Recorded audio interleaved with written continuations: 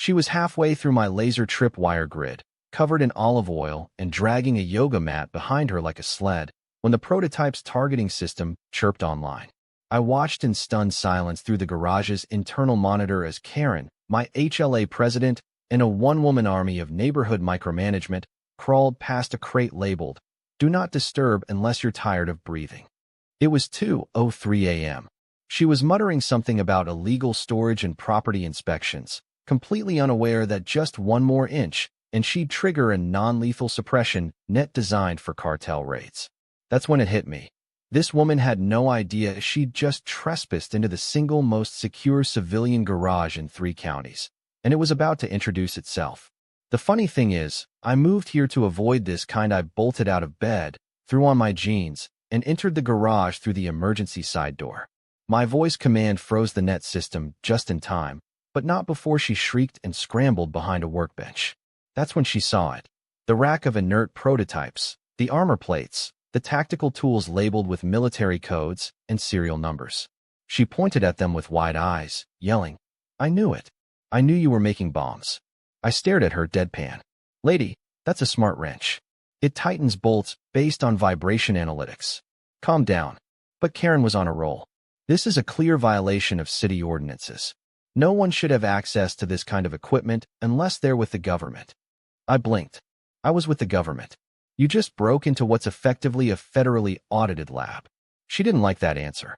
She tried to make a break for it, slipping on a coolant spill and knocking over a tactical helmet, which promptly lit up and began scanning her face. I shut it down before it deployed its voice-activated flash beacon. At this point, she was half covered in gear, shrieking about illegal weapons labs and citizens' arrests. I calmly helped her up, walked her back toward the door, and told her she had 10 seconds to leave before I reported her for felony trespassing. Her mouth opened to argue, but something in my tone, or maybe the drone whirring quietly in the corner, finally got through to her. She stormed off, covered in synthetic grease and tangled in a coil of comms wire, muttering about bringing the entire HLA down on my head. I went back inside, locked the garage down, and sighed. Most people fear burglars or teenagers tipping over trash cans. I had a much weirder problem. Karen wasn't just a nuisance. She just entered the kind of space that could get both of us on a federal watch list. She thought I was hiding something from the neighborhood. And now, thanks to her, I might have to show the neighborhood exactly who I am. Karen stood in my driveway the next morning, arms crossed, wrapped in a hoodie that still had traces of synthetic netting clinging to the sleeve. Her sunglasses were enormous, likely more for drama than sunlight. I was sipping coffee on my porch, fully expecting her appearance after last night's little trespassing adventure. I even made an extra cup. She didn't say anything at first, just glared at me like I had personally rewritten the HLA handbook to exclude her from humanity. Finally, she spoke through clenched teeth. "You assaulted me with machines. There are laws, you know." I didn't even blink. I just raised my mug and said, "Good morning, Karen. Fancy some Crisco with your legal threats." She huffed and stomped down the path like a woman on a mission, leaving behind the faintest trail of oil stains on the concrete. My garage was locked tighter than Fort Knox now, triple sealed and running a full diagnostic sweep every 5 minutes. What Karen didn't know, and hopefully never would, was that she had tripped a level 2 breach protocol, which meant the system had logged her biometric footprint, voice print, and every motion she made inside. If she so much as. Hello friends, if you're new here, then don't forget to hit subscribe button. And if you like, then hit the like button also, and don't forget to tell me in the comments where you from watching this video. Sneezed on my driveway again, it would chirp a warning. The real headache started around noon, when 2 local patrol officers knocked on my door. Nothing aggressive, just a routine follow-up about a domestic disturbance complaint. I invited them in, offered them coffee, and showed them the security footage of Karen crawling into my garage with the determination of a raccoon in a vending machine. One of the officers laughed so hard he snorted. The other tried to stay professional, but I saw him mouth the words, "Oh my God," when Karen got caught in the AutoNet. They asked what I did for work, and I gave them the legally vague version. Consultant for tactical systems and logistics, government adjacent. They nodded, said it made sense given the equipment, and told me they'd file the whole thing as a non-incident with a stern warning to the complainant. Then they asked if I'd be willing to send them a copy of the footage, just for training purposes. Of nonsense. After years building tactical systems for special operations, some of which the Pentagon still pretends don't exist, I decided to retire in peace. Bought a humble house on a quiet cul-de-sac surrounded by retirees, yoga moms, and weekend grill warriors. It seemed like the perfect place to blend in, lay low, and maybe fix up some motorcycles or tinker with an occasional contract job in my garage. I even put up a privacy fence and installed blackout curtains just to make sure nobody got curious. But it turns out if you try too hard not to draw attention, you end up drawing every last drop of it, especially from someone like Karen. She introduced herself on day one with a clipboard, a tight smile, and a tape measure. I was still unloading boxes from my truck when she wandered up and started measuring the height of my mailbox. Said she was just ensuring code compliance. I told her I'd comply with any rule that didn't violate constitutional law. She did not laugh. She glanced at my garage, double-reinforced titanium doors with a biometric scanner, and gave it a suspicious frown. "What's in there?" she asked. "Tools," I answered, which wasn't a lie, just a little incomplete. By the end of week 1, she'd already filed 3 complaints. One for the unusual humming noise coming from my property. Spoiler alert. It was the battery core stabilizer running diagnostics. One for suspiciously armored trash bins, and one for intimidating landscaping. That last one was because I used gravel instead of mulch. Still, I played nice, waved when I saw her, didn't engage, figured she'd get bored and move on. But with Karen, curiosity is a full-time job, and I had just become her obsession. It escalated when the HLA issued a bizarre new rule about garage inspections. She claimed it was to ensure community safety and eliminate unregistered machinery. It was clearly a personal mission. I attended the meeting, leaned back in the folding chair, and asked, "What exactly are we inspecting for?" "Secret robot armies." A few folks chuckled. Karen didn't. Her eyes locked onto me like I was Osama bin welding torch. I told her flat out, "No one enters my garage but me. It's not just a hobby space. It's a secure lab, and even the city has signed off on that." From then on, I caught her lurking near the bushes by my driveway. Once, I found her walking slowly past my house while pretending to text. Another time, she actually tossed a frisbee over my fence and asked if she could pop in real quick to retrieve it. I tossed it back over the fence and said, "No need to thank me." She did not thank me. That brings us back to tonight. I was asleep when my silent alarm went off. The system showed a breach from the east perimeter, the doggy door I hadn't sealed yet because, well, I don't have a dog. That was my mistake. I grabbed the tablet and opened the garage feed, and there she was, wearing a headlamp, elbow deep in Crisco, sliding across the epoxy floor like a cross between Mission Impossible and a badly staged yoga video. The system identified her heat signature, cross-referenced her against known threats, which now, hilariously, includes HOA board members, and prepped the net launcher. I had 90 seconds to deactivate it before she became the world's angriest spring roll. That lights up and makes a clicking noise and what? I obliged. But Karen wasn't done. By the next morning, the HLA had scheduled an emergency meeting citing unconfirmed but concerning reports of military installations within a residential garage. The flyer was practically handwritten, in all caps. I showed up out of principle, not expecting much. The meeting was held at the community clubhouse, decorated like a dentist's waiting room, and full of people who wore lanyards with their names on them despite knowing everyone for years. Karen stood at the front with a projector and a single slide that said, "Who is he?" in red Comic Sans. She launched into a bizarre tirade about neighborhood safety, government secrecy, and the unnatural quietness of my garage. She claimed to have heard explosions. I had tested a sonic barrier shield once. It barely cracked 60 decibels, and she accused me of harboring unlicensed explosives. I let her talk for 5 full minutes before calmly raising my hand. "I'd like to remind the board," I said, "that Karen broke into my private property, got herself tangled in a legally certified anti-theft deterrent system, and is now trying to reverse blame me because she doesn't like the way my garage door looks." A few neighbors chuckled. One woman nodded and whispered something about Karen needing a hobby. Karen looked like she'd swallowed a cactus. "This isn't about me," she snapped. "This is about safety. I've done the research. No civilian garage needs biometric locks or infrared trip wires unless they're hiding something dangerous." I folded my arms. or unless they're preventing dangerous people from snooping around inside. That shut her up temporarily. The board ultimately ruled that unless I was proven to be violating HOA codes, which I wasn't, they couldn't demand entry into my garage or dictate what kind of locks I used. Karen stormed out muttering about appealing to the city council or maybe the FBI. I considered mailing her a copy of the Constitution just for laughs.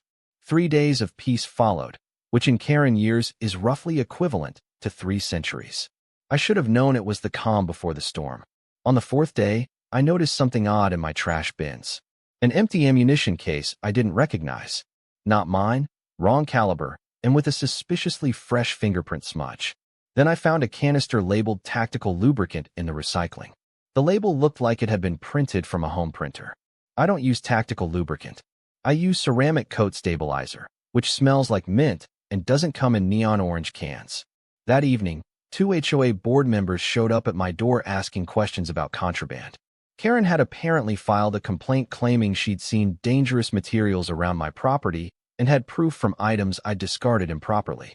I laughed and offered to show them my security footage, which included Karen sneaking around my garbage bins at 2:11 a.m., gloved up and planting items like she was auditioning for a crime procedural. The footage was clear enough to show her adjusting her fanny pack with the words HOA enforcement written on it in glitter glue. The board members left embarrassed and promised to talk to Karen. I didn't hold my breath. Instead, I sent a quick message to an old contact, Lieutenant Ramirez, now working as a field coordinator for a military liaison project. We'd served together on classified ops years ago and stayed in touch.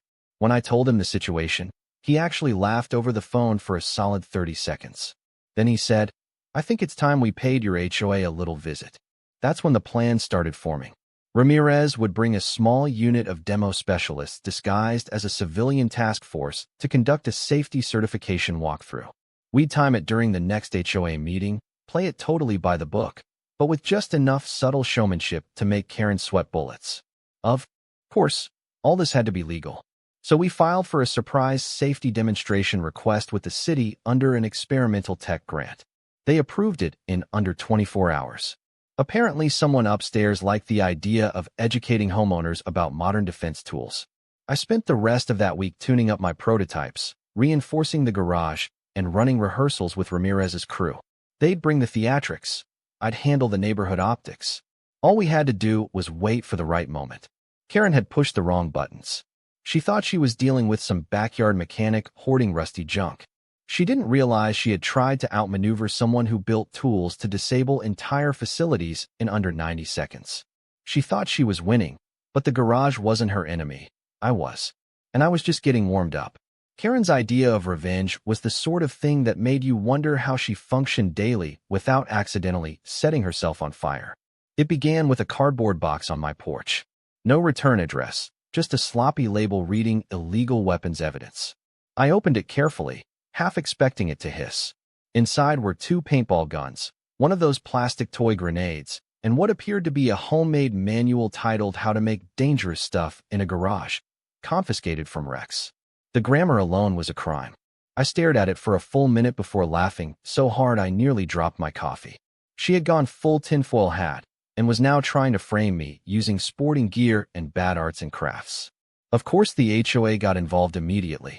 Karen had submitted evidence that I was stockpiling weapons and distributing literature on how to make bombs.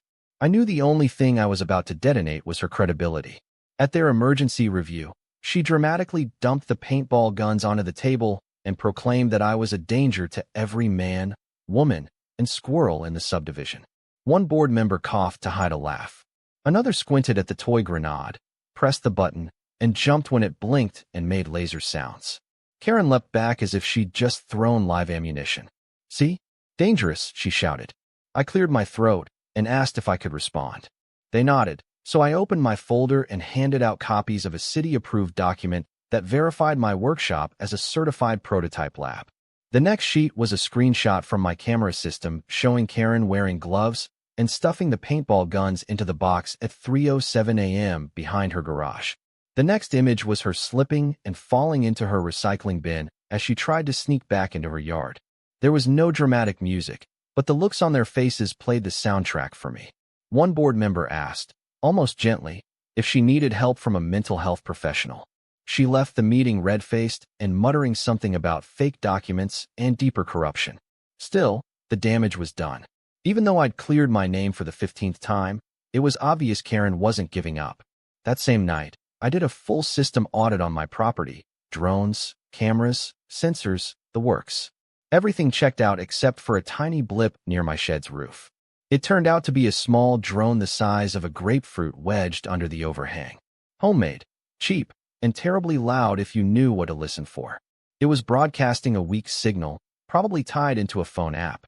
I took it apart in 10 minutes and found a tiny note inside. It read, "Keeping an eye on you. You can't hide from the HOA." That was when I decided to stop playing defense. I reached out to Ramirez again. I told him I needed a favor, something small but showy. He chuckled and said, "We still owe you for the Corsica incident. What are you thinking?" I explained the plan, and he said it was doable, legal, even educational. Within 2 days, we'd arranged a community security demonstration backed by a legitimate contractor who partners with local municipalities. They'd show off gear, explain proper deterrence, and casually validate my garage as one of the safest installations in the county. It would be public, HOA sanctioned, and most importantly, unmissable for someone like Karen. While the pieces moved into place, Karen took her chaos to new heights. She started handing out flyers warning neighbors about the man with war. Machines hosted a backyard Q&A on suburban threats and tried to file for a noise violation against the humming of my electric stabilizer.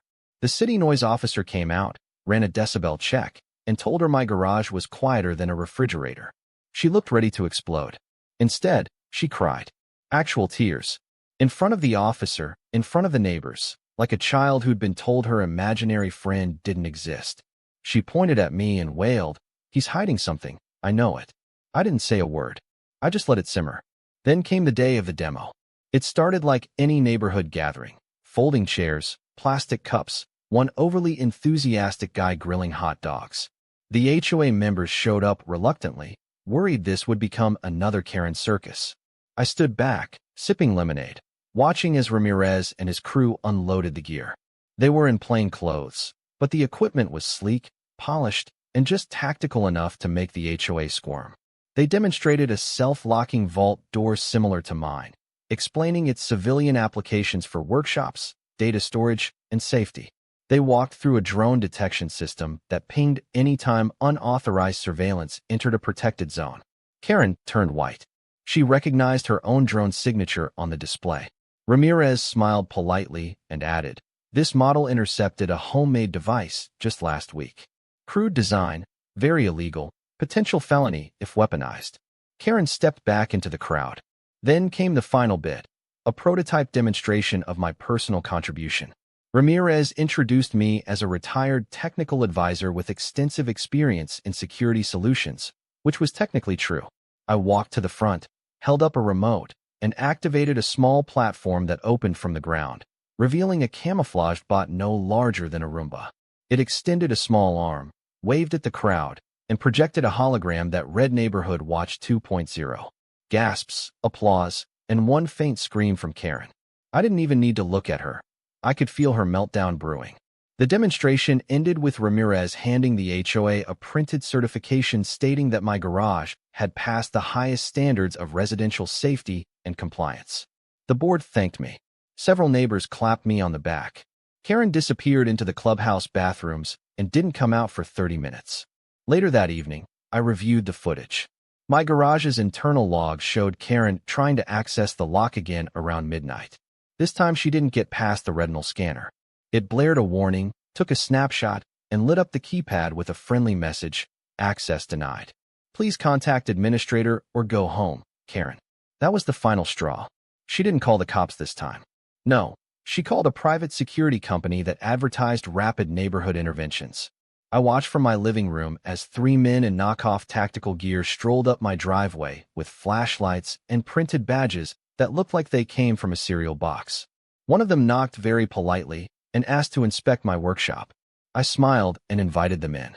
10 minutes later, they were sitting in lawn chairs in my garage, sipping soda, watching drone footage of themselves approaching my property like it was a live-streamed nature documentary.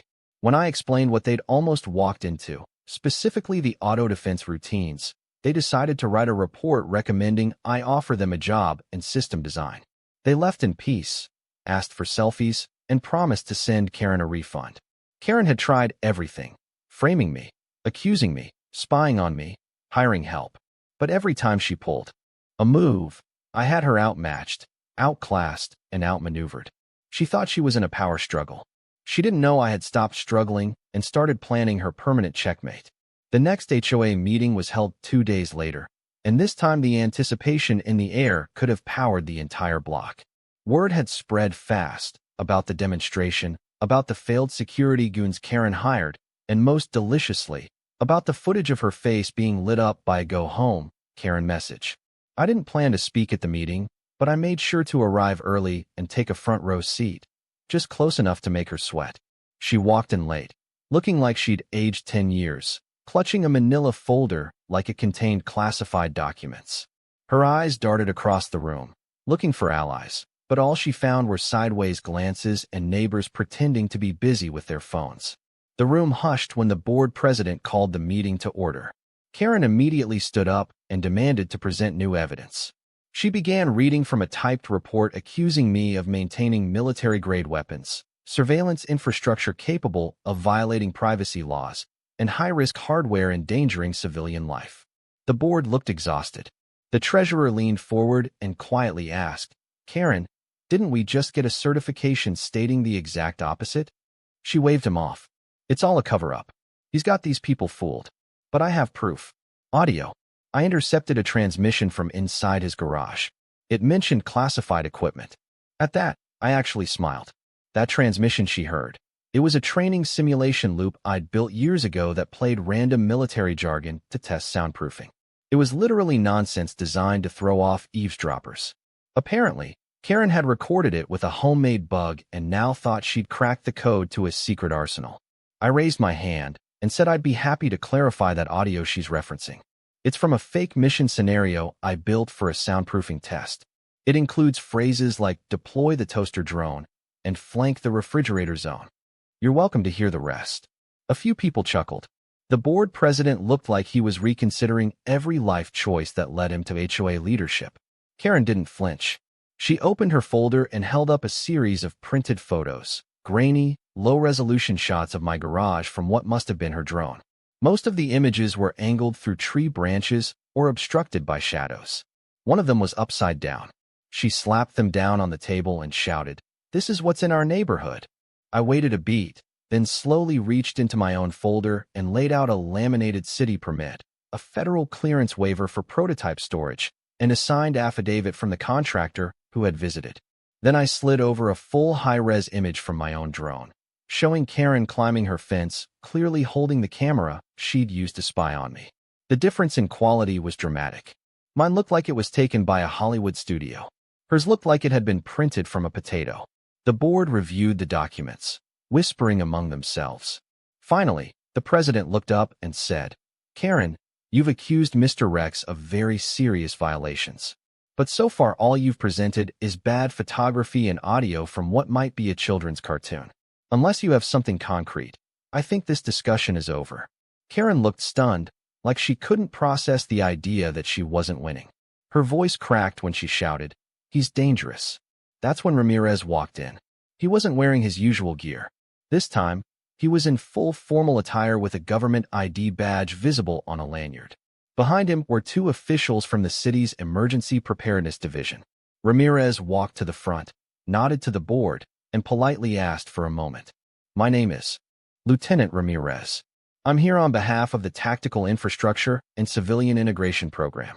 We recently completed a safety review on Mr. Rex's workshop, and I'd like to officially present the results." Karen tried to interrupt. He ignored her completely. He handed over a sleek packet, professionally bound, with graphs, assessments, and commendations. Then he turned to the room and added, "It's rare to find a private citizen using their background to improve neighborhood readiness. Mr. Rex's systems are not only compliant, they're exemplary. In fact, we've asked him to assist with designing prototype civilian safety shelters for emergency zones." Murmurs filled the room. Ramirez continued, That includes systems that detect unauthorized surveillance, like drones, bugs, and cameras, which, incidentally, is how we became aware of illegal monitoring originating from this community. He didn't name her. He didn't have to. Karen's mouth opened and closed like a broken puppet.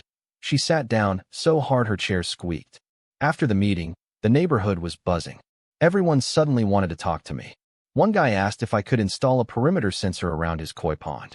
Another neighbor offered to trade fresh eggs for drone advice.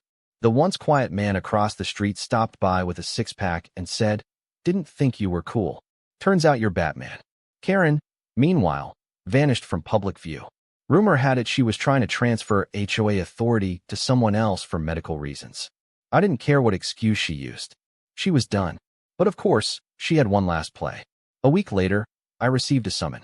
Karen had filed a small claims lawsuit against me for emotional distress, citing mental trauma caused by tactical equipment and government deception. Her filing included screenshots of our neighbor group chat, where people made jokes about her. She also listed the Go Home Karen keypad message as harassment via electronic device. I showed up to court in a collared shirt and jeans. She arrived with a binder that looked like it had been duct taped back together after being chewed by a lawnmower. Her opening argument went off the rails immediately. She claimed I was manufacturing combat robots and had turned her into a national security scapegoat. The judge asked what her evidence was, and she said, "Common sense." Then I presented my security footage, city permits, military clearance, Ramirez's letter, and a copy of her own drone's telemetry log which my system had collected and stored. The judge spent 5 minutes reading, looked up, and said, "Ma'am, not only is this case without merit, but you may want to reconsider how often you trespass into high-security garages." Karen tried to say something else, but the judge banged the gavel. Case dismissed. I walked out of the courtroom into bright sunlight. Ramirez texted me one word: checkmate. Back home, I sat on my porch watching the neighborhood kids ride their bikes in front of my driveway. The sun was setting. The garage hummed softly in the background, running a systems check. For the first time in weeks, it felt like peace. Karen had come into my life thinking she could bully her way through suspicion and control. She thought power came from clipboards and loud voices. But power, real power, comes from knowing what to build and exactly when to use it. Peace in the neighborhood felt almost unnatural at first. For weeks, I had been in a constant state of mental DEFCON 1, with cameras flickering, alerts pinging, and drones doing slow figure eights over my backyard. But now it was quiet. No midnight rustling, no bizarre HOA flyers in the mailbox, no Karen. Her house stayed dark for a few days, the shutters closed like it had entered permanent lockdown. Some neighbors said she'd gone on medical leave from the HOA. Others whispered about an enforced sabbatical after a particularly intense board intervention. I didn't care which version was true. What mattered was that the campaign of chaos had finally ended. But the silence didn't last long. Not because of Karen. This time, the neighborhood decided it was time to celebrate the return to sanity. And, surprisingly, to thank me. It started when old Mr. Halier from 3 doors down came over with a smoked brisket and asked if I could install a camera over his garage. Then Sheila, who once reported me for not edging my lawn to HOA specs, offered to host a potluck in my honor. Apparently, seeing Karen implode had a unifying effect. They weren't just grateful I'd stood up to her. They were entertained. Some of them had even turned the security footage into memes. One particularly viral one showed her crawling under the laser grid with the caption "Karen versus the Pentagon." I didn't want the attention, but I appreciated the gesture. The potluck was scheduled for the weekend, and the entire cul-de-sac transformed. Folding tables lined the sidewalk. Neighbors brought lawn chairs, grilled hot dogs, played music, and turned my driveway into a makeshift command center. Someone brought cupcakes with drone toppers. Another guy brought his old ham radio and tried to sync it to my perimeter alarm just to feel cool. I ran a light demo for the kids, showing them a non-lethal sensor bot that chirped when it detected motion. They followed it around like ducklings. About halfway through the event, the HOA board arrived with a surprise. They presented me with a certificate, completely unofficial but printed on fancy paper, that read Honorary HOA Defense Specialist, Defender of Driveways, Keeper of the Tactical Code. It was ridiculous and, honestly, kind of touching. I thanked them, shook hands, even smiled for a few group photos. Then the board president leaned in and said quietly, "We're also officially updating the HOA guidelines to include care and improvement clauses. No more garage inspections. No more drone loopholes. You shut her down so hard, we're rewriting policy." It should have ended there.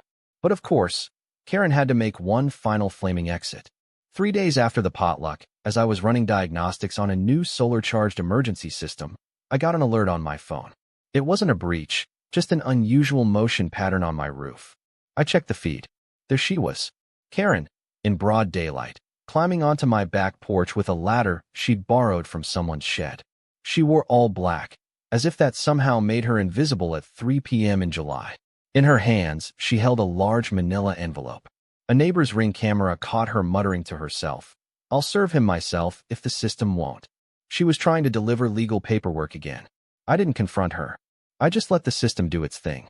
As soon as she touched the edge of my garage door, the speakers activated and played a cheerful recorded message. "Hi, Karen. Please step away from the property. This is your third uninvited visit. This action is being recorded and has triggered an automated notification to the local precinct." She froze, looked around, then tried to act casual as she tiptoed off the property. She didn't even make it to the sidewalk before a patrol car pulled up. Apparently, the officers had been following the alerts ever since her failed court stunt.